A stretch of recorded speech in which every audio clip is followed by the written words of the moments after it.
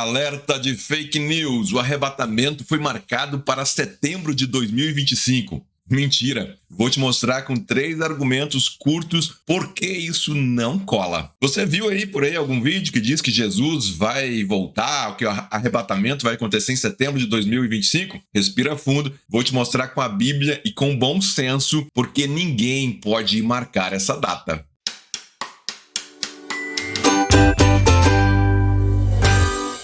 Tem rolado por aí nas redes sociais muita discussão sobre profecias que apontam um arrebatamento agora em setembro de 2025. Eu quero então conversar com você sobre isso, com calma e também com responsabilidade. Por quê? Porque quando essas mensagens aparecem, quando elas surgem, elas acabam viralizando, né? Isso interessa muitas pessoas, muita gente se assusta, outros se desesperam, até tem aqueles que começam a agir impulsivamente. Eu sou o Rodomar Ricardo Hamloff e você está no canal Teologia Missional, o seu canal de teologia e interpretação bíblica responsável. Não deixe de curtir o vídeo, não deixe de compartilhar também. E se você ainda não é inscrito, inscreva-se em nosso canal. Vamos ao assunto? O que você acha dessa profecia aí de que Jesus vai voltar, o mundo vai acabar, arrebatamento, essas coisas estão por aí. Como esse é um assunto que rende, a gente resolveu fazer uma reação em cima desse tema. Se você não sabe do que eu estou falando, vou resumir para você rapidamente aqui. A profecia central vem de um pastor sul-africano chamado Joshua Malakela, que em uma entrevista numa determinada rede de televisão, ele relatou que teve uma visão, isso mesmo, uma visão divina, em que teria visto Jesus sentado em seu trono, e esse Jesus então declarando,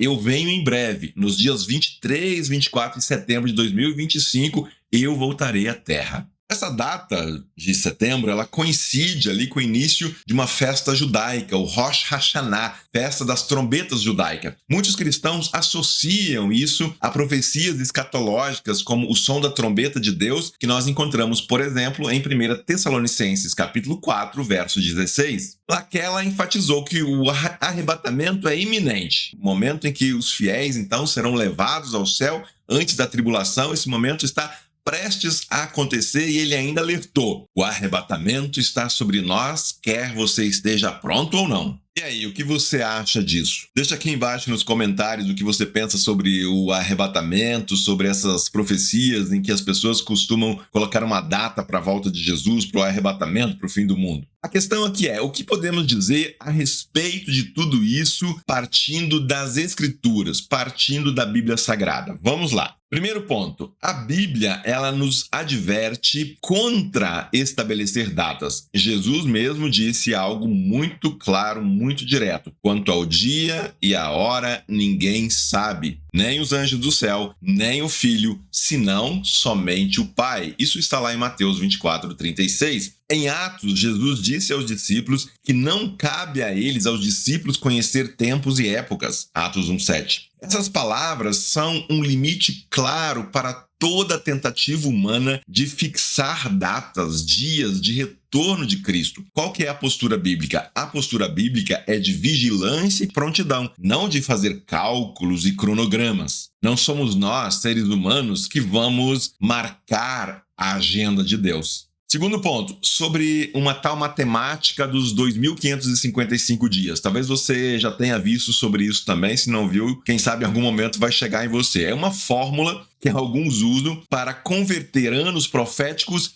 em dias, aí soma meses, escolhe uma data de início e chega a uma data final, a um dia final. Por exemplo, muitos partem de um evento lá em 2018, somam 7 anos proféticos, um ano contado aí no caso com 360 dias, mais alguns dias e chegam a 23 e 24 de setembro de 2025. O problema não é só o número, é que essas metodologias elas dependem de escolhas totalmente arbitrárias, é um negócio completamente aleatório. Por exemplo, qual é o evento que marca o início? Por que esse não aquele? Se uso 360 dias, por que não 365? Eu conto os meses como nós conhecemos ou os meses hebraicos? Você mudar uma única premissa aí, você muda tudo. Então, para resumir, é matematicamente frágil e teologicamente insustentável. Terceiro ponto, arrebatamento é diferente de segunda vinda. Precisamos esclarecer isso aqui, porque há muita confusão. O termo arrebatamento costuma se referir ao encontro súbito dos crentes com o Senhor nos ares, conforme o apóstolo Paulo teria descrito lá em 1 Tessalonicenses 4, 16 e 17. Nós temos outros vídeos aqui no canal onde nós explicamos, falamos um pouco mais, com mais detalhes sobre essa questão do arrebatamento. Então, se você tem curiosidade, quer se aprofundar, quer ver o que a gente fala em termos de interpretação bíblica sobre isso, dá uma conferida. Eu vou deixar os links aqui embaixo na descrição. Então, isso é o arrebatamento. A segunda vinda é a vinda visível e gloriosa de Cristo à Terra, onde ele vai julgar e estabelecer plenamente o reino. É uma vinda pública, visível, definitiva, descrita em textos como, por exemplo, Mateus 24 e também capítulos 19 e 20 de Apocalipse. Algumas tradições misturam essas duas ideias, outras distinguem nitidamente. Agora, independentemente da sua ênfase teológica, da sua doutrina escatológica, o ponto bíblico crucial ele permanece. Não sabemos nem o dia e nem a hora. Somos chamados a quê? A estarmos prontos. Um quarto ponto e muito prático, por que essas previsões elas são perigosas? Bom, elas desviam a atenção daquilo que Deus realmente quer. O que Deus quer? Ele quer santidade, amor ao próximo, testemunho. A Bíblia fala muito sobre a vontade de Deus. Quando nós lemos as Escrituras, nós temos ali aquilo que Deus requer de nós. Quando se fica em cima dessas especulações, querendo saber, adivinhar o dia do fim do mundo, o dia da volta de Jesus, isso gera apenas ansiedade. Talvez você diga, mas isso aí é bobagem, eu não dou bola para essas coisas. Ok, parabéns para você se você pensa assim. Mas temos que cuidar para também não sermos pedra de tropeço. Cada pessoa está num estágio próprio, num estágio dela, em termos de amadurecimento e crescimento na fé. Cada um tem a sua caminhada. Outro motivo importante e que nos leva a abordar esse tema é que há todo um histórico de previsões que não se cumpriram.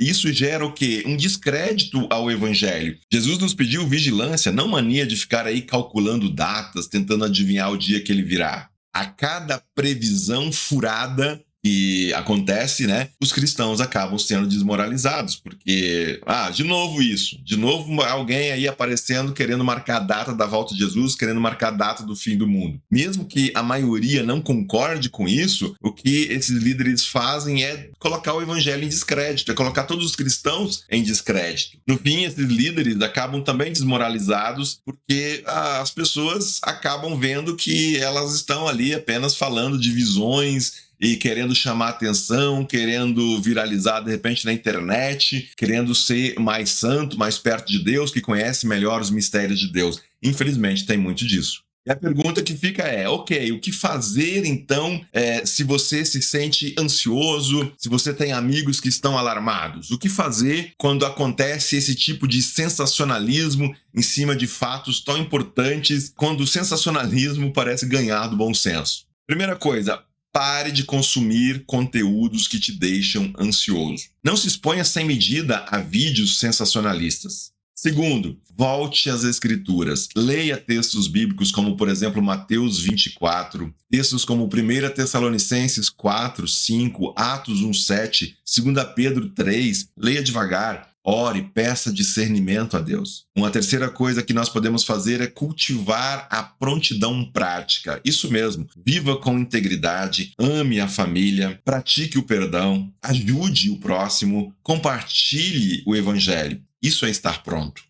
Uma quarta coisa que nós podemos assumir e fazer, confie em líderes sérios e em comunidades de fé responsáveis. Evite profecias e profetadas anônimas que não apresentam método ou humildade. Finalmente, ainda um quinto aspecto importante, seja bênção na vida do próximo, conforte os aflitos. A igreja existe para consolar, para orientar e conduzir ao pé da cruz. Paulo, o apóstolo, ele já disse que Deus não é Deus de confusão, não é Deus de desordem, mas de paz. Eu quero encerrar esse vídeo com uma palavra de esperança para você. O Senhor virá, certamente virá, e isso é motivo de alegria, mas a alegria cristã, ela não se baseia em previsões humanas, não. Ela baseia-se na promessa viva de Cristo e na certeza de que Ele é fiel. Enquanto isso, vivamos como Ele nos pediu, vigilantes, fiéis, amorosos e produtivos no serviço do reino. Esse vídeo foi útil para você? Se ele te ajudou, compartilhe com a sua família, compartilhe com a sua igreja. Se você sabe de pessoas que estão desinformadas, estão alarmadas com essas previsões, compartilhe esse vídeo. E que o Senhor Deus nos dê toda a sabedoria e paz. Mantenha-se firme e seja você uma bênção aí onde Deus te colocou.